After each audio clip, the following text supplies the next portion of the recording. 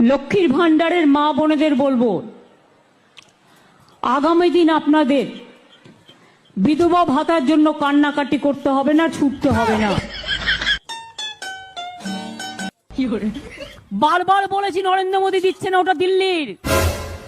গ্যাসের দাম কত? 950। কদিন ভাবে বাদে 2000 হবে। তো আমি বিনা পয়সায় চাল দেবো, আর নরেন্দ্র মোদী আসুক কেউ তর্ক করতে, কোন ভাষা চাই প্রত্যেকটা ভাষায় উত্তর দিয়ে দেবো। নিমটা ডোজরাস টেল মি হর তাবুস ক্রাক ওইকিনিম বোমলা মহিনো জুকু লোহাকুয়া। কি বলে? তো মহা মুশকিল ভাই। ইন্দিরা গান্ধী যখন চাঁদে পৌঁছালো,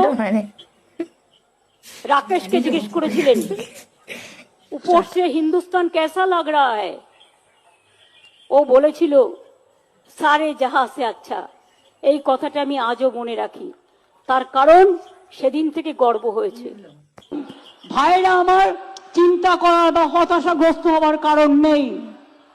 একটা চায়ের দোকানে চা বিক্রি করলেও চা বিস্কুট ঘুগনি ইনকাম খারাপ হয় না, চাকরির থেকে বেশি টাকা পাওয়া যায়। একটা চায়ের দোকানে চা বিক্রি করলেও চা বিস্কুট ঘুগনি ইনকাম খারাপ হয় না, চাকরির থেকে বেশি টাকা পাওয়া যায়। মনে রাখবেন, বাণিজ্যে আমাকে বলেছে আমি নাকি হিন্দু ধর্মকে তাচ্ছিল্য করি, আর আমি মুসলিম লীগ করি।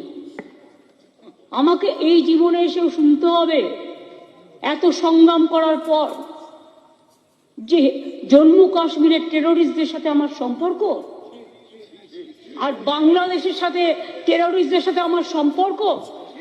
আমি স্পিকার স্যার বাংলার মানুষকে বলবো, যদি প্রমাণ করতে পারেন, একদিনে মুখ্যমন্ত্রী তো ছেড়ে দিয়ে চলে যাব।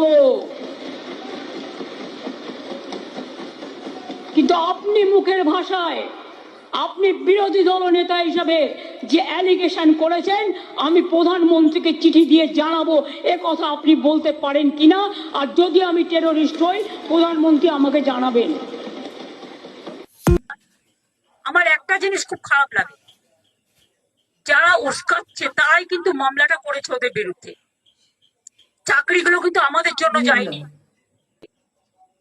চাকরিগুলো কিন্তু আমাদের জন্য যায়নি, চাকরিগুলো কিন্তু আমাদের জন্য যায়নি। যারা চোখে দেখতে পারেন না উন্নয়ন, যাদের চোখে ঠুলো পড়ে বসে আছেন, পিঠে বেঁধেছেন কুলো, কানে দিয়েছেন ঠুলো তুলো, আর চোখে দিয়েছেন ঠুলো। বলি আর বলবো, নিতে পারবেন তো? লেখার জায়গা আছে তো? আমি বেঁচে থাকাকালীন যোগ্য প্রার্থীদের কারো